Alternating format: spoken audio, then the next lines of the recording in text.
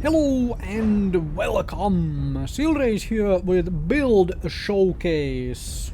Build on your screen right there. Pause the video if you wish to copy the exact build. Also the main components of the build are listed in the description below as well. Note that no mech or weapon modules were in use when these games were played. So there is nothing to change the performance of the mech from that front, but also know that I have mastered pilot skill wise my summoners. So if you have not finished the basic and elite pilot skills on yours, you're going to see a little less of a performance from the same exact build from that point of view.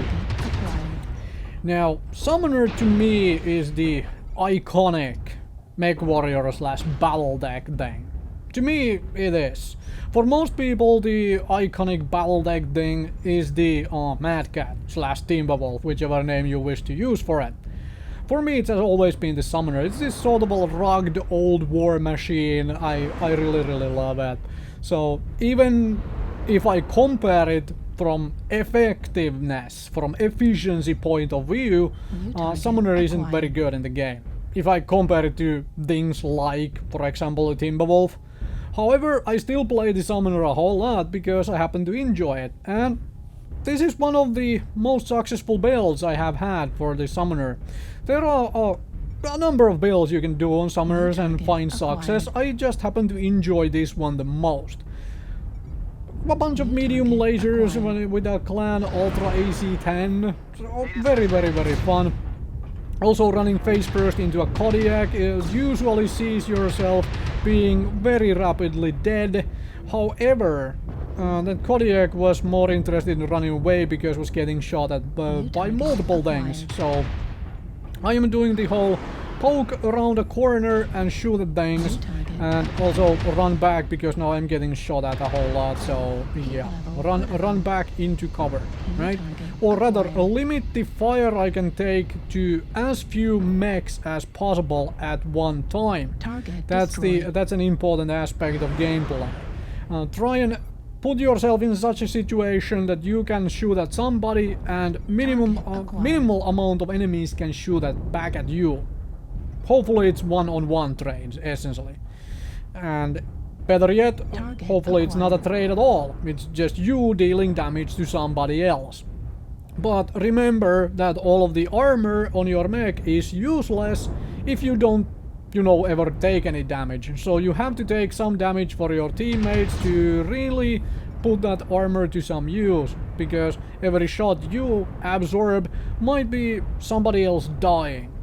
So rather have a whole lot of almost dead mechs than, a whole lot of dead mechs. Right, now I'm here kind of by myself, so go and join the team. I was trying to hold the flank a little bit as a sort of a flanking move, but all the enemies are pushing in, all of my team has moved onto this side, so I'm gonna go join them now.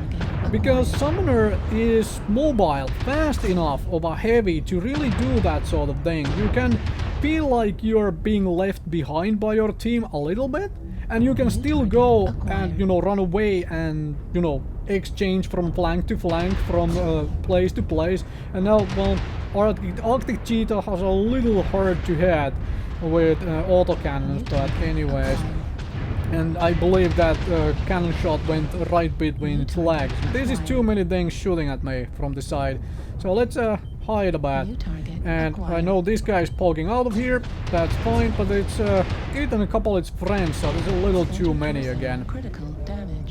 And my armor is mostly gone from the front, but I haven't lost any part of my mech yet. So let's keep my back and side to the enemy and retreat a little bit. I mean, my back armor is still intact, so there is that.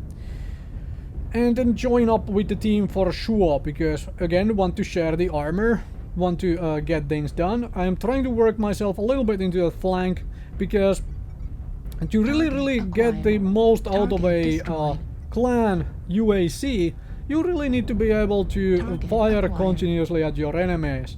but, well, can I get a better shot at, you know, this thing? But of course it's a Stormcrow and it moves really quickly. That means getting to it is kind of hard. Let's move on to the next game because this is over.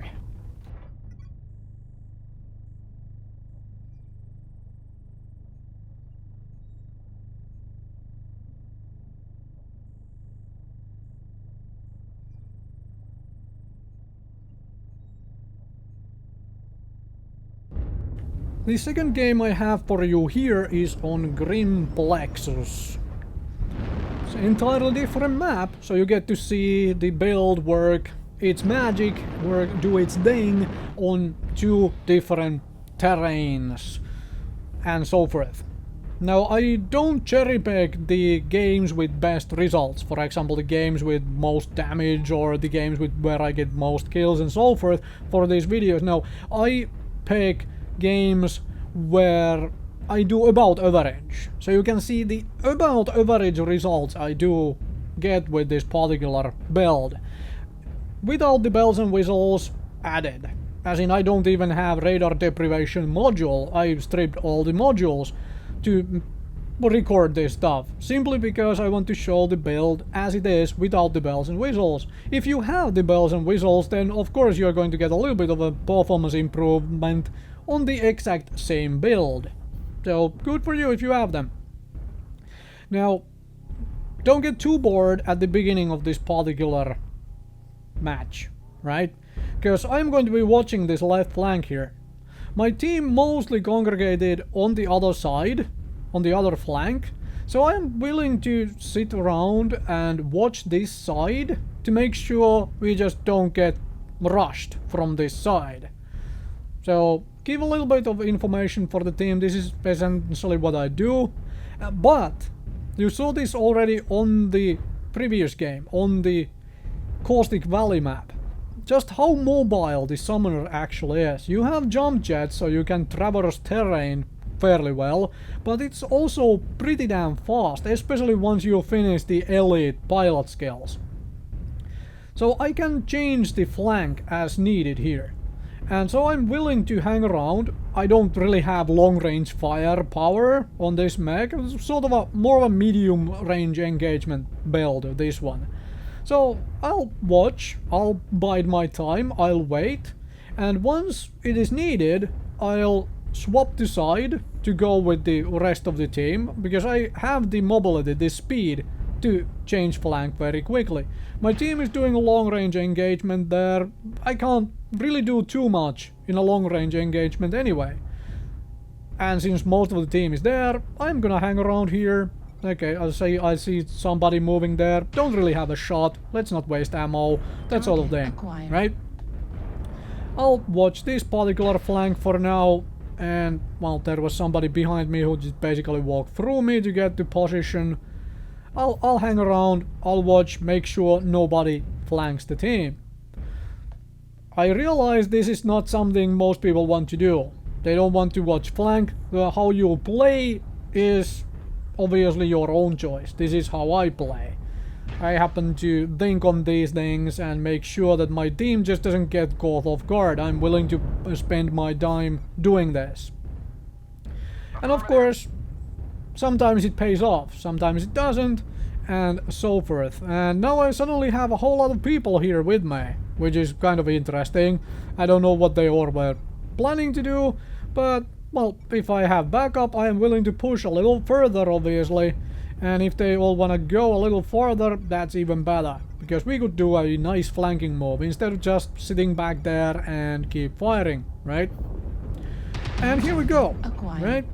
French pocket comes for the spider, and then there is a king crab. And with the king crab there, I am very much willing to just go for it. Hello, Mr. Trebuchet. I will absolutely support a king crab who pushes in, right? So, make a short work of the trebuchet with the king crab, but don't want to push too hard here, or especially across through the middle, because if you do that, get shot to pieces very easily. And put some more fire into the trebuchet, and the trebuchet is now a stick. stop wasting fire on it, stop wasting my time trying to kill it, because it's not worth that, right? Or at least that's my opinion. This is one of the weaknesses about the mech, by the way. Did you see where those medium lasers went when I was trying to shoot at the Mad Dog? The arms are so low that when you're shooting at somebody above or up, you can entirely miss those shots, or they will end up in a terrain. Now, radar deprivation would have helped there, obviously would have, but I did kill the UAV, so there is that. Now, push back a little bit. The high-mounted UAC allows me to shoot over terrain though, which is really, really nice. As you saw me be able to put those couple shells into the Hellbringer there. And now I'm gonna change flank a little bit. There are people watching this flank, so I'm gonna change flank here to try to help the team, because enemies seem to be pushing in. There's an ECM mech and all sorts of other stuff. Try to use the mobility of the summoner to essentially plug holes on both sides as necessary.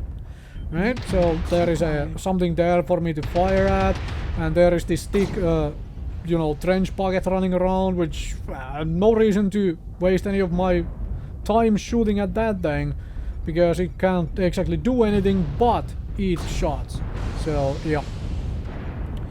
Right, something in the distance there, but power shots into the catapult, and there is the low arms again becoming a little bit of an issue, and Awesome is pushing in here. Let's shoot at the Awesome then, and that is one gone. Awesome. Now though, we did lose the other flank entirely, and there is the flanking maneuver finally coming in. So I'll try to limit fire at me, you know, put the buildings between myself and most of the enemy mechs there. Unfortunately, there is an urban mech who really wants me, and there is a lot of LRM mechs back there, so I'm likely going to lose my life. We have lost too many mechs by this point. So thank you very much for watching. Hopefully this will convince somebody to try this build out, because it's fun. I really have enjoyed it. I have lots of fun with it.